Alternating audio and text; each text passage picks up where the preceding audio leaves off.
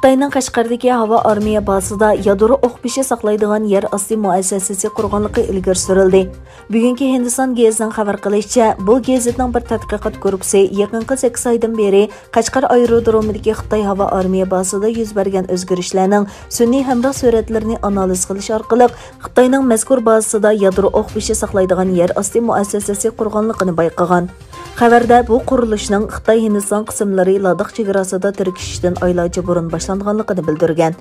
Bugungi Hindiston gazetining aytishicha, bu qurilish Xitoyning Hindistonga qarshi elib borgan bir qator radikal strategiyalik tadbirlarining bir qismi bo'lib, bu tadbirlar Qashqar aerodromidagi Xitoy ھاۋائارمىيەبازىسىغا H-6 tipliq strategiyalik bombardimonchi aeroplanlarni o'rinlashtirishni o'z ichiga oladigan. Bugungi Hindiston gazetining aytishicha, Qashqardagi aerodrom Hindistonning Sharqiy Ladakh rayoniga qarshilik davlatbek o'ldi degan joydagi ھاۋائارمىيەبازىسىغا 490 kilometr keladigan. Xabarda yadro'oqbېشى saqlash muassasalarining aeroplan to'xtash lapisining yer ostiga yasalganligi, bu aerodromning ham harbiy, ham xalq ishlarida teng ishlatilganligini ta'kidlangan. Kuzatuvchilarning ta'kidlashicha, bugungi Hindiston gazetining xabari to'g'ri bo'lsa, bu Qashqar xalqining bexatarligi uchun yoshirin tahdid ekan.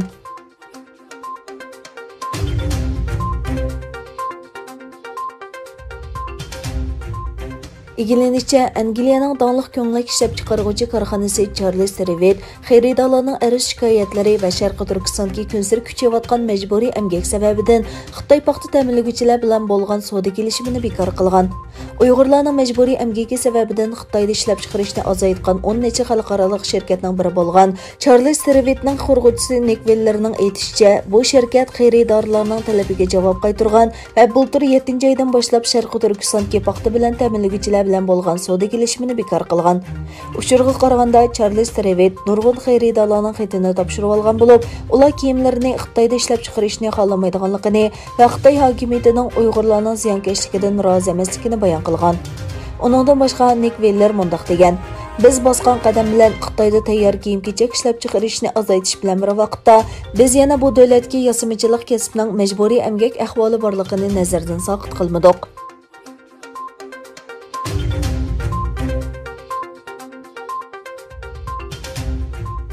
Yevropa parlamentining Uyg'urlarni bostirishda hissa bo'lgan xikvizyonning kameralarini ishlatganligi tanqidga duch kelgan.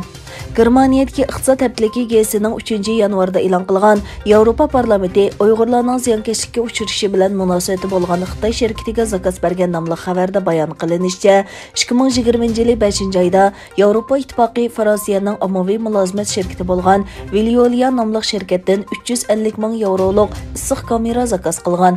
Veolia shirkati bu zakazni o'zining Beriyosildagi tarmoq organiga havola qilgan. Beriyosildagi tarmoq shirkat bo'lsa, bu issiq kameralarni Xitoyning xikvizion shirkatidan sotib olib, Yevropa ittifoqiga topshirgan.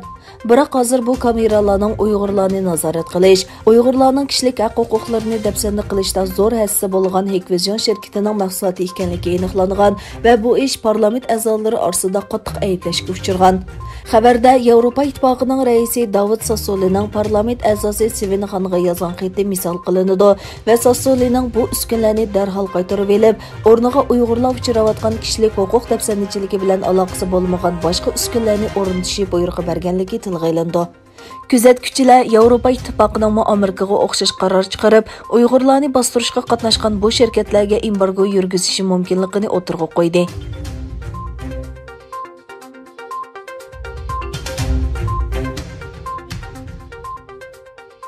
Amerika Savdo ichki xabarlari to'rining 6-dekabr xabar qilishicha, Amerika prezidenti Donald Trump seshanba kuni Xitoyning Alipay, WeChat va boshqa 6 app detalini cheklash buyrug'iga imzo qo'ygan. Mazkur buyruqqa Alipay, kamera skanner, WeChat hamyoni, Sherit, QQ, VMate, WeChat hisobi va VPS Office qatorliq yumshoq detallarda ilm berish qilish cheklangan bo'lib, bu app detallar Amerikaning davlat bexatarligi, diplomatik siyosati va iqtisodiga xavf yetkazdi deb qaralgan. Bu detallarning ichida Alipayni ishlatadiganlar 1 milliard 300 millionga yetgan bo'lib, ko'pincha Xitoydan kelganlar ekan. Bu buyruq imzolanib 45 kundan keyin kuchga ega bo'ladi ekan. Xitoy Tashqi ishlar ministrligi inkos qaytirib, Amerikaning Alipay va undidor chiqimdoni qatorliq 8 ko'chma haq to'lash detalini cheklash qarori davlatning chet el shirkatlariga bo'lgan besimidan derak beradi.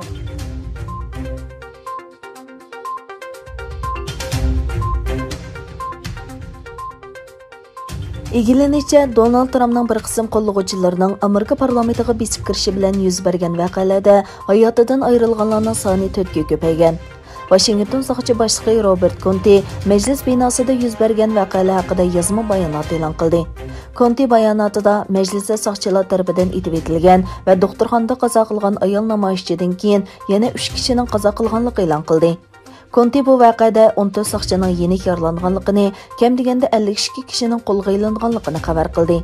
Egilenishicha, Tönögün Oqsaroy oldidagi yig'ilishdan keyin Amerika parlamentiga yurish qilayotgan minglagan namoyishchilar majlis binosi oldidagi to'siqlarni besib o'tib binoga kirmoqchi bo'lgan. Ba'zi namoyishchilar soqchilar bilan to'qnashib, uzun o'tmayla parlament binosiga kirgan. Prezident saylimi natijasini tasdiqlash yig'ini vaqtincha to'xtatilgan bo'lib, yig'inga riyosatchilik qilgan muavin prezident Mike Pence va parlament a'zolari bino ichidagi bexatar joyga yetkazgan. Trump bu voqealardan keyin davlat muhofizat qismlarini parlament binosiga o'rnashtirishni buyurgan.